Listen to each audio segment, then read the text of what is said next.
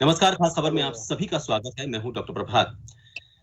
राजस्थान सरकार की तरफ से एक नई गाइडलाइन जारी की गई है और ये नई गाइडलाइन है बच्चों को लेकर, शिक्षण संस्थानों को लेकर। कोरोना के बढ़ते हुए आंकड़ों के बीच थोड़ी सी सख्ती बढ़ाने की कोशिश की गई, लेकिन उसके बावजूद अभिभावकों के कुछ सवाल ऐसे हैं जिनका जवाब इस गाइडलाइन में ढूंढने की वो कोशिश कर रहे हैं कि जब बच्चों पर खतरा मंडरा रहा है, पिछले कुछ दिनों में जब बच्चों के आंकड़े लगातार स्कूलों में सामने आ रहे हैं, तो ऐसे में इस पाबंदी को क्यों और ज्यादा सख्त नहीं किया जाना चाहिए था। स्कूलों को लेकर भी कुछ सवाल अभिभावकों के हैं। उनका ये कहना है कि स्कूलों ने जैसे ही ऑफलाइन क्लासेस शुरू की हैं, ऑनलाइन क्लासेस बिना बताए बंद कर दी, जबकि निर्देश उनको ऑनलाइन क्लासेस चालू रखने के थे। इसी गाइडलाइन में इसका असर भी देखा गया और इसमें यह कहा गया है कि ऑफलाइन क्लासेस के साथ ऑनलाइन क्लासेस भी पैरेलल चालू रखनी पड़ेंगी, उन्हें बंद नहीं किया जा सकता और उन्हें बंद करने का दबाव भी नहीं बनाया जा सकता। इसी विषय को लेकर बात करेंगे। हमारे साथ एक विशेषज्ञों का पैनल यहाँ पर मौजूद है। सबसे पहले आपका उन सभी से परिचय मैं करवा देता हूं। हमारे साथ अरविंद अग्रवाल जी इस चर्चा में जुड़े हुए हैं, संयुक्त अभिभावक संघ राजस्थान के आप प्रदेशाध्यक्ष हैं। किशन मित्तल जी हमारे साथ इस चर्चा में हैं, आप महामंत्री हैं स्वयं शिक्षण संस्था संघ के। डॉक्टर पीआर गुप्ता है, वरिष्ठ चिकित्सक हैं और कोरोना को लेकर जो एक समिति बनी हुई है मुख्यमंत्री अशोक गहलोत की, उसके आप सदस्य हैं। और राजेंद्र आर्य जी कांग्रेस नेता के तौर पर हमारे साथ इस चर्चा में जुड़े हुए हैं। आप सभी का स्वागत है। राजेंद्र जी, सबसे पहले आपसे इसलिए सवाल लाजमी हो जाता है क्योंकि गहलोत सरकार ने ये दिशा निर्देश, नई गाइडलाइन जारी की है, लेकिन इसमें कुछ अभी भी सवाल ऐसे हैं कि जब बच्चों पर खतरा थर्ड वेव में ये बताया गया था कि उन्हीं पर सबसे बड़ा खतरा है, उनकी वैक्सीन अभी तक नहीं आ पाई है, कोरोना के आंकड़ों में बच्चों की संख्या धीरे धीरे बढ़ती जा रही है, तो इस गाइडलाइन में स्कूलों को बंद क्यों नहीं किया गया वापस? किस चीज का इंतजार है अभिभावकों का? ये सवाल जैसे ये गाइडलाइन जारी हुई, जन टीवी के पास सबसे ज्यादा सवाल इसी बात को लेकर आए हैं। देखिए प्रभात जी, जहां तक बच्चों के वैक्सीनेशन की बात है तो इसके लिए तो केंद्र सरकार जब भी बच्चों की वैक्सीन जारी करेगी तो राज्य बहुत ही प्राथमिकता के साथ बच्चों को वैक्सीन लगा देंगे, इसमें कोई दो राय नहीं है। माननीय मुख्यमंत्री जी लगातार प्रधानमंत्री जी से मांग की है कि बच्चों के वैक्सीनेशन जल्दी से जल्दी करवाया जाए। उसके अलावा भी जो कोरोना के लिए जो पुरानी डोज लग चुकी है उनको भी बूस्टर डोज के लिए, क्योंकि 35 देशों में बूस्टर डोज ऑलरेडी लगाई जा रही है, भारत में भी बूस्टर डोज लगाने की मांग प्रधानमंत्री से माननीय मुख्यमंत्री जी ने की। उन्होंने चिट्ठी लिखी और उसके साथ में अभी आपने देखा होगा कि 2 दिन पहले यहाँ शहर के एक बड़े स्कूल के अंदर 11 बच्चे पॉजिटिव आए थे। तो उसके बाद में हमारे शिक्षा मंत्री जी ने मतलब शिक्षा संकुल के अंदर एक उच्च स्तरीय बैठक की और उसके बाद में जो फैसले हुए और उसके बाद में जो कैबिनेट के अंदर फैसलों के आधार पर, जो कि पहले से ही राजस्थान में कोरोना को लेकर पूरी तरीके से सख्ती बढ़ती जा रही है, और उसके साथ में मुख्यमंत्री जी ने इस बात को भी सुनिश्चित किया और सरकार ने एक दिशा निर्देश जारी किए कि जो पहले से है उनको सख्ती से पालन किया जाए और सभी कोविड एप्रोप्रिएट बिहेवियर की पालना सुनिश्चित करें। स्कूलों में अब प्रार्थना सभा नहीं होगी। उसके साथ में स्कूल में कोविड पॉजिटिव अगर कोई बच्चा मिलता है तो 10 दिन के लिए उस स्कूल को बंद किया जाएगा। उसके अलावा गेट पर स्क्रीनिंग की जाएगी बच्चों की, और शैक्षणिक स्टाफ और नॉन टीचिंग स्टाफ सभी की स्क्रीनिंग होगी, उसके बाद ही उनको प्रवेश दिया जाएगा। और उसके अलावा पहले भी जैसे कि सुनिश्चित किया था कि भाई जो भी बच्चे पढ़ाने वाले हैं, टीचर्स हैं या जो ट्रांसपोर्टर्स हैं, उनको भी दोनों डोज लगे हुए हैं, उन्हीं को ही मतलब स्कूल के अंदर प्रवेश की अनुमति और बच्चों के संपर्क में आने की छूट दी गई है।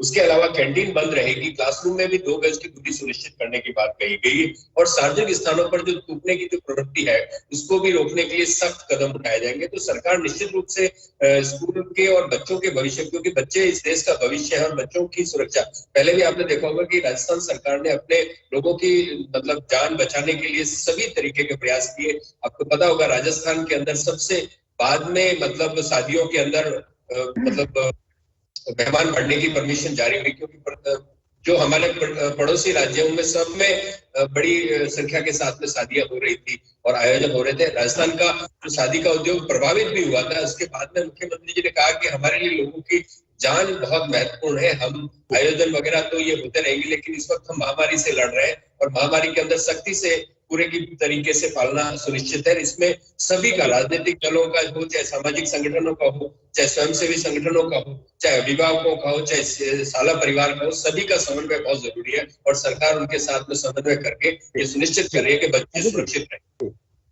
अरविंद जी, अभिभावकों के सवाल आपके पास आए होंगे और आपने उन अभी सवालों को देखकर अपनी चिंता भी जाहिर की होगी। अभी फिलहाल जैसे ही गाइडलाइन जारी हुई है, किस तरह की चिंता अभिभावकों की बढ़ी हुई नजर आ रही है?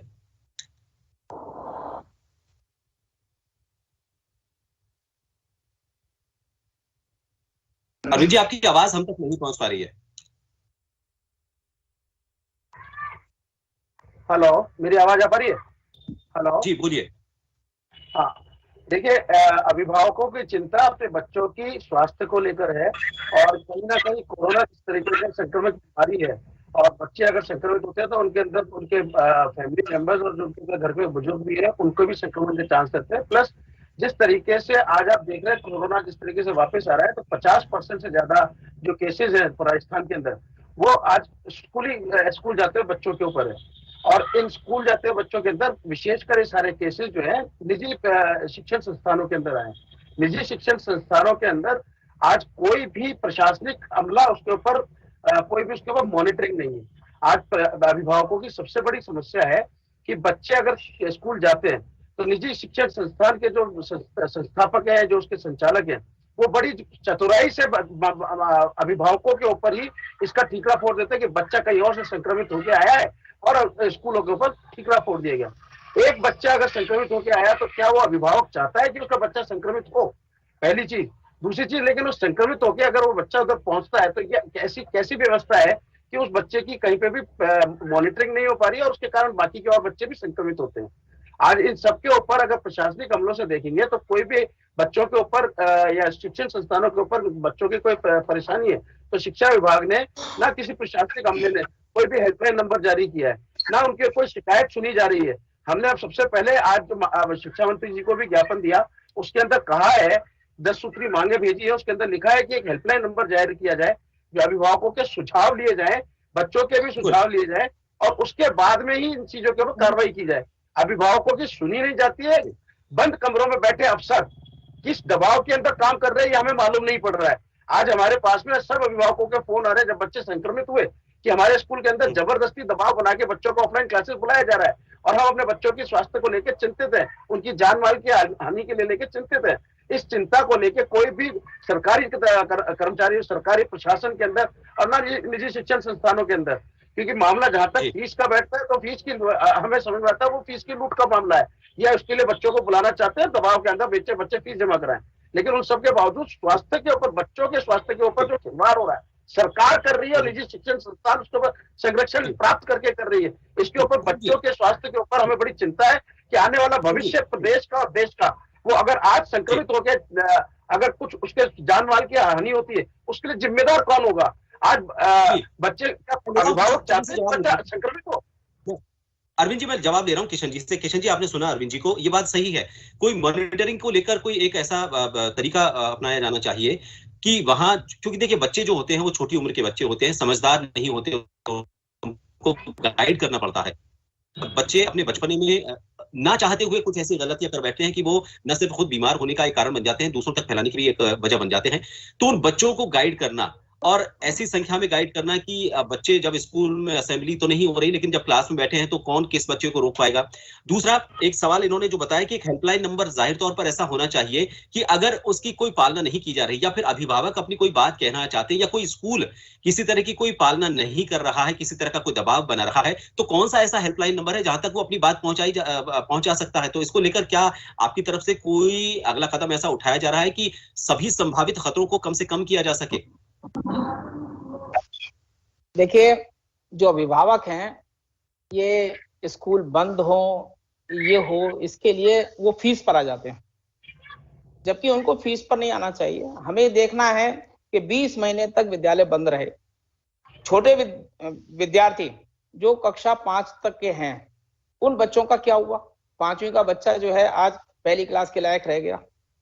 इन बच्चे जब स्कूल के अंदर आए, वहां स्कूल के अंदर जब आते हैं तब बच्चों को बताया जाता है कि आपको मास्क लगाना है, आपको हाथ धोने हैं, और कोरोना की जो गाइडलाइन है उसकी पालना की जा रही है प्राइवेट स्कूलों में। ये हो सकता है कुछ स्कूलों में नहीं हो, कुछ स्कूलों में हो। ऐसे सरकारी स्कूलों के अंदर देखिए, आज अखबार के अंदर आया है कि सरकारी स्कूलों के अंदर वहाँ टीचर्स नहीं है, वहाँ एक क्लास के अंदर इतने सारे बच्चे हैं, वहाँ कैसे पालना होगी? मैं इसमें ये कहना चाहता हूँ, क्या विद्यार्थी जो है वो स्कूल के अंदर ही संक्रमित हुआ? ऐसा तो नहीं कि वो 4 घंटे के अंदर आया और वो संक्रमित हो गया। इसमें अभिभावकों की बहुत बड़ी जिम्मेदारी है। नहीं, अगर ये नहीं कहा जा रहा, ठीक है, बच्चे ये नहीं कहा कि बच्चों को संक्रमण स्कूल नहीं फैला रहे, ये नहीं कहा जा रहा, लेकिन एक जरिया तो बन सकते हैं ना। बच्चा अगर संक्रमित होकर बाहर से भी आता है तो दूसरे बच्चों में तो फैलता है ना। स्कूलों पर संक्रमण पैदा करने का आरोप नहीं है। राज्य भर के अंदर 50% से ज्यादा केसेस अगर सिर्फ और सिर्फ स्कूलों में आते हैं, एक ही स्कूल के अंदर 12 से 15 केसेस आते हैं, अलग अलग स्कूलों में केसेस आते हैं, तो कहीं ना कहीं केवल एक स्कूल नहीं है, केवल एक स्कूल नहीं है। जयपुर के अंदर कम से कम स्कूल है जिनके अंदर केसेस पॉजिटिव है। मैंने आपकी बात सुनी है। जयपुर के अलावा अजमेर में भी आए हैं, लेकिन इन सब के ऊपर प्राइवेट के ऊपर कोई सरकारी मॉनिटरिंग नहीं है। अगर कोई शिकायत करे तो करे कहाँ? अगर स्कूल के अंदर कोई समस्या आ रही है तो कोई समस्या नहीं सुनी जा रही है। किशन जी मैंने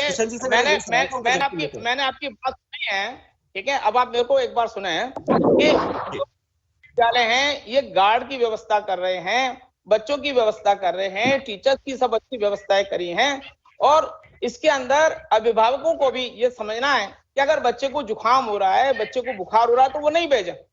वो ये कहते हैं कि बच्चे को यहाँ भेजें। आज मैं कहता हूँ अभिभावक बहुत खुश हैं कि हमारा बच्चा सर उसकी वजह में अभिभावक की एक्चुअल पोजीशन ये है कि बच्चा अगर बीमार भी है या किसी के घर में कोई समस्या है, मैं आपको मेरे ही घर की बात बताता हूँ सर, मेरी बात तो सुनिए। बच्चा अगर एक दिन स्कूल नहीं आया, 15 तारीख को स्कूल खुला, तो तुरंत मैडम के फोन आते हैं, टीचर के हेडमिस्टर से मिलिए, क्यों नहीं आया बच्चे को स्कूल ही भेजिए। दबाव बनाने का कार्यक्रम चल रहा है। अरविंद जी, डॉक्टर साहब हमारे साथ हैं। किसके लिए बना रहे हैं? बच्चे की पढ़ाई के लिए बना रहे हैं, और अभिभावक ये समझ रहे हैं फीस के लिए बढ़ा रहे हैं। अगर वो फीस जमा नहीं करा रहा है, फिर वो बच्चा उसको निकाला नहीं गया। फीस जमा करवा चुके हैं, से ज्यादा अभिभावक फीस जमा करवा चुके हैं। उनका जो टेलर है फीस जमा करवाने का, महीने की फीस जमा होती है, सर फीस के लिए दबाव बनाया जाता है और स्कूल बुलाया जाता है। मैं आपके पास लौटूंगा मैटर को देखकर। उसके अलावा भी अगर ये बच्चे संक्रमित हो रहे हैं तो जिम्मेदारी किसकी है? स्कूल प्रशासन की नहीं है और राज्य सरकार की नहीं है। उससे मुंह मोड़ना चाहते हैं सारी जिम्मेदारी। हम तो हमारे बच्चों को जो है कोरोना के मुंह में धकेलना चाहते हैं। इनके हिसाब से तो हम तो कोरोना के मुंह में धकेलना चाहते हैं, उनकी जान के ऊपर खेलना चाहते हैं। मतलब आप जिस तरीके से बोलना चाह रहे हैं किशन जी, आपके हिसाब से तो हम जो है बच्चों को जाके जो है ना मौत के मुंह में धकेल दें। अरविंद जी, मतलब आपको हमें नहीं है, आप सिर्फ शिक्षा से रिलेटेड हो, आपको सिर्फ शिक्षा देनी है, और जान माल की हानि होती है तो वो तो अभिभावक होगी, अपने पेरेंट्स की होगी ना, वो बच्चे को लेकर क्या रहेगा? देखिए कोई भी विद्यालय ये नहीं सबके सब इनसे जो है ना मुंह मोड़ना चाह रहे हैं। कोई भी इसके अंदर अपनी जिम्मेदारी नहीं देना चाहता। हम शुरू से पिछले साल से के खिलाफ नहीं है, लेकिन जिस तरीके से ये लोग इसके लिए प्रेशर बनाए जिम्मेदारियों से हमारे ऊपर हम सारी जिम्मेदारी थोपना चाहते हैं, उसके खिलाफ है हम। आप जो है निजी विद्यालयों की बात, निजी विद्यालयों की तो कोई बात नहीं करी, सरकारी विद्यालयों में क्यों बात? मेरा आपसे सवाल है किशन जी, एक मिनट रुकिए। सवाल मेरा है किशन जी, एक मिनट रुकिए, डॉक्टर साहब का सवाल है। उनको खोलने की परमिशन क्यों सरकार अपने खोलना चाहना चाहती है निजी विद्यालयों से? आज अगर हम पैसे हमारे साथ पढ़ाई मेहमान भी जुड़े हुए हैं, तो सरकार हमारे साथ कुछ और मेहमान भी जुड़े हुए हैं। अरविंद जी, उनको भी समय देना है। रुकिए अरविंद जी, अरविंद जी रुकिए एक मिनट। अरविंद जी रुकिए तो सही, मुंह छुपा रहे सब जिम्मेदारी। अरविंद जी कुछ और मेहमान है, उनको भी समय देना है। आप रुकिए एक मिनट, रुकिए अरविंद जी, मैं आपके पास लौटूंगा। Doctor PR Gupta ji, doctor साहब, बोत्सवाना का एक जो नया वेरिएंट सामने आया है, एक नया खतरा है, और यूके ने तो जो फ्लाइट्स हैं उनको पाबंद किया है। ऐसे में बच्चों को लेकर अब चूंकि स्कूल खुल चुके हैं, गाइडलाइन जारी हो चुकी है, लेकिन फिर भी क्या ऐसी खामियां या कोताहियां होती हैं जिनकी वजह से खतरा बढ़ जाता है, और कौन सी सावधानियां इस गाइडलाइन के बाद बरतनी चाहिए अभिभावकों को और बच्चों को? बिल्कुल सही सवाल है। मेरा ये कहना है कि अभिभावकों द्वारा और स्कूल प्रबंधन द्वारा एक तरफा व्यू लिया जा रहा है, जबकि बैलेंस व्यू ये है कि कोरोना का संक्रमण भी कम होना चाहिए और बच्चों का शैक्षणिक और मानसिक विकास भी होना चाहिए। इसलिए जो 20 महीने तक या 15 महीने तक स्कूल से वंचित रहे, उससे बच्चों का मानसिक और शारीरिक विकास नहीं हो पाया, शैक्षणिक विकास नहीं हो पाया। लेकिन हमें कोरोना के संक्रमण का भी ध्यान रखना चाहिए। सबसे बड़ी बात तो यह है कि किसी भी दिन 50% से ज्यादा अटेंडेंस तो कैसे भी नहीं होने चाहिए। और इन गाइडलाइंस में स्पष्ट है कि 2 बच्चों के बीच में दूरी 2 गज से कम होनी चाहिए। ये हम तभी इंश्योर कर पाएंगे जब केवल 25% बच्चे स्कूल अटेंड करें। उसका मतलब यह है कि इवन 50% का तो हम रूल बना लें और उसके बाद भी बच्चे पर कोई प्रतिबंध नहीं है, अभिभावक पर कोई प्रतिबंध नहीं होना चाहिए कि बच्चे को स्कूल भेजें। केवल जो अभिभावक अपने बच्चों को भेजना चाहते हैं या जो बच्चे स्कूल आना चाहते हैं उन्हीं को अनुमति मिलनी चाहिए, पहली बात। दूसरी बात, जैसे ही कोई बच्चा स्कूल गेट पे एंटर करता है वहीं से वो मास्क लगा के आगे जाए और क्लास तक बराबर मास्क लगाता रहे। बच्चों की किसी आपस में ग्रुप डिस्कशन नहीं होने आमने सामने, केवल वो कक्षा में पढ़े और उसके बाद में जैसे खत्म हो। ये सही है कि फिजिकल प्रेजेंस बच्चों की जरूरी भी है, लेकिन उसको अपन लिमिट भी किया जा सकता है। लिमिट नहीं करेंगे तो संक्रमण का खतरा बढ़ेगा। तो कहने का मतलब यह है कि केवल 50% बच्चों को स्कूल बुलाया जाए और उनका भी टाइम अपन निर्धारित कर सकते हैं, 2 घंटे या 2.5 घंटे या एक दिन छोड़ के एक दिन, या एक बच्चा एक दिन छोड़ के आए या 3 दिन छोड़ के आए, ताकि बहुत ज्यादा बच्चे भी इकट्ठे नहीं हो और कम से कम कुछ बच्चे का स्कूल में एंट्री हो, उसका एक मानसिक विकास हो, शैक्षणिक विकास हो। अब बच्चे की जैसे ही छुट्टी हो पुनः इस गाइडलाइन की पालना हो कि जो बच्चे स्कूल से छोड़ें तो मास्क लगा के रहें और बच्चों के बीच में कम से कम 2 से 3 गज की दूरी बनाए रखें। वो लाइन में जाएं और अपने अपने बस या अभिभावक के साथ उसको छोड़ने कोई स्टाफ आए। इसके अलावा जो भी बच्चा यदि संक्रमित है, चाहे वो कोरोना ना हो, तो अभिभावक भी उसको ना भेजें। और जैसे गेट पे स्क्रीनिंग का गाइडलाइन में बताया गया है, जैसे ही पता लगता है कि कोई बच्चा बुखार से पीड़ित है या जुकाम है तो उसको स्कूल प्रशासन तुरंत वापस भेजे।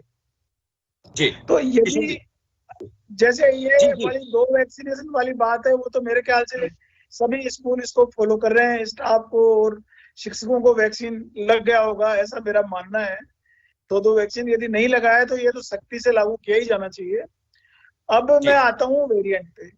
जो वेरिएंट आया है वो अभी साउथ अफ्रीका से आया है और इसलिए तुरंत हमने एक्शन लेते हुए कुछ कंट्रीज पे पाबंदी लगा दी है। शेष कंट्रीज में हवाई यातायात जारी है। लेकिन यदि ये वेरिएंट फैलता है तो अभी हमें ज्यादा पता नहीं है इसके बारे में कि ये वैक्सीन का इसमें प्रभाव होगा या नहीं होगा, ये कितना इन्फेक्टिव होगा, कितना सीरियस डिजीज होगी, ये बातें अभी WHO के इन्वेस्टिगेशन में है। लेकिन जो बच्चों के वैक्सीनेशन वाली बात है, इसमें सरकारी स्तर पर कार्य चल भी रहा है, लेकिन मेरे ख्याल से इसको ज्यादा त्वरित आयाम देना चाहिए। एक बात और है कि जहाँ पहली डोज के लिए हम लालायित थे, दूसरी डोज लगाने के लिए लोग आगे नहीं आ रहे हैं, ये बड़ी दुखद है। मेरे ख्याल से सबको उसी तत्परता से दूसरी डोज लगानी चाहिए, क्योंकि यदि ये वेरिएंट आया तो एडल्ट्स भी प्रभावित होंगे।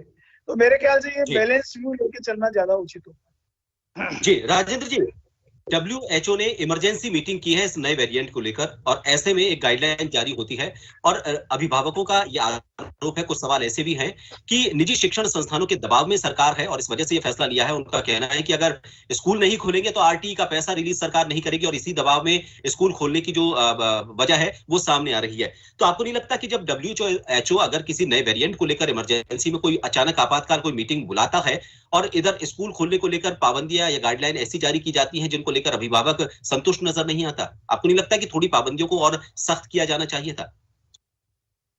देखिए प्रभात जी, माननीय मुख्यमंत्री जी ने लगातार रोजाना वो अपने सोशल मीडिया अकाउंट से ये बात कहते हैं कि कोरोना अभी तक गया नहीं है, इसलिए हमें कोरोना एप्रोप्रिएट बिहेवियर की पालना सुनिश्चित करनी है।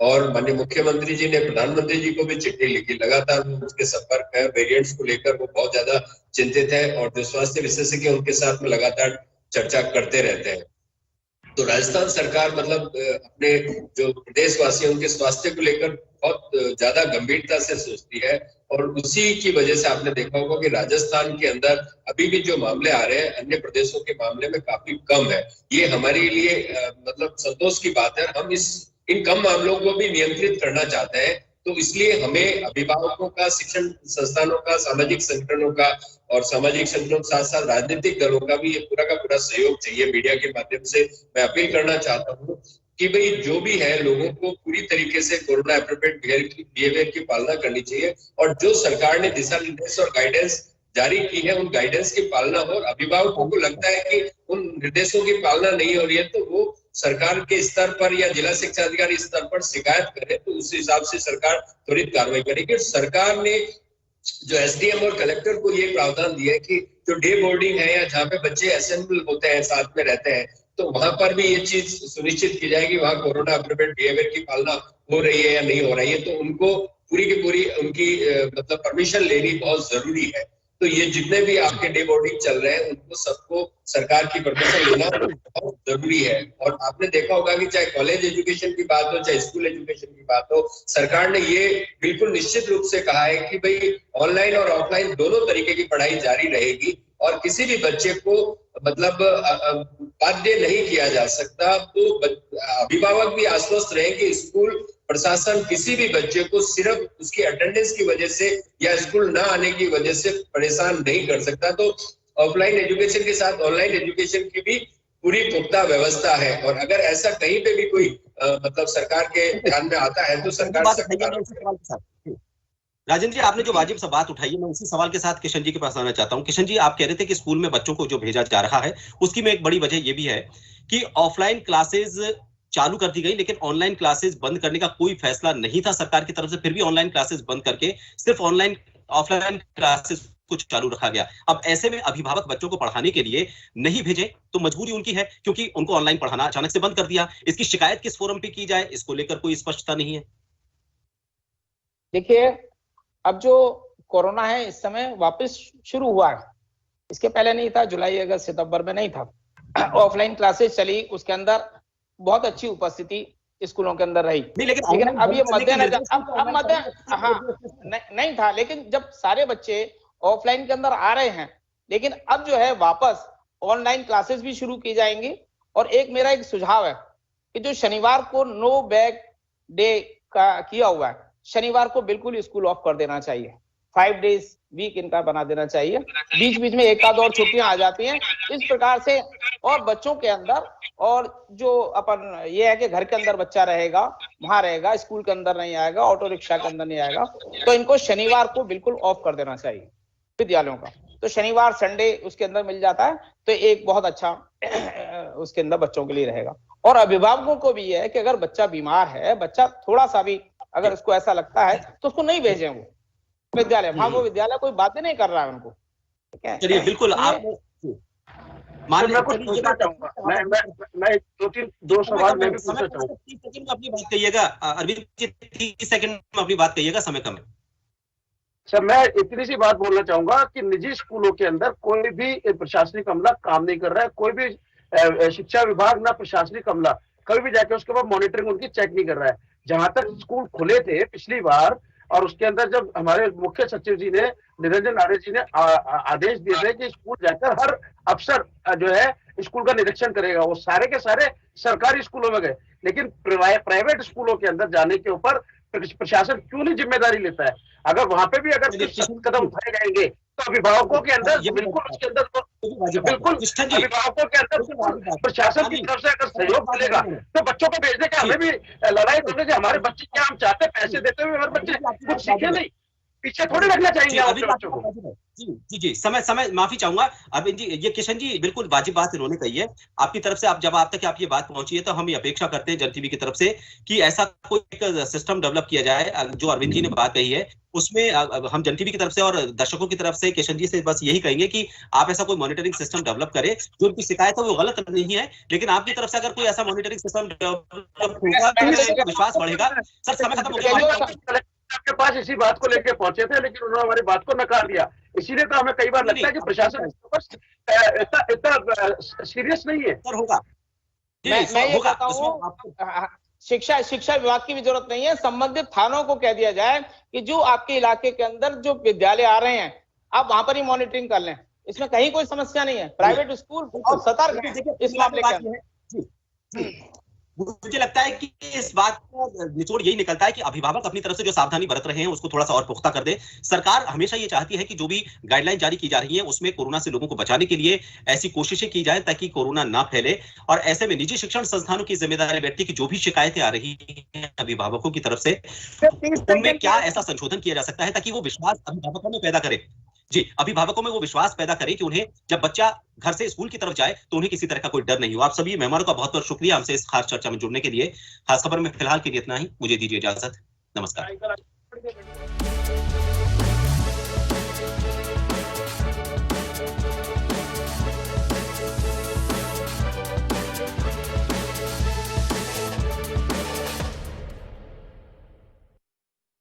जन टीवी की लेटेस्ट अपडेट पाने के लिए हमारे चैनल को जरूर सब्सक्राइब करें और नोटिफिकेशन पाने के लिए बेल आइकॉन दबाएं।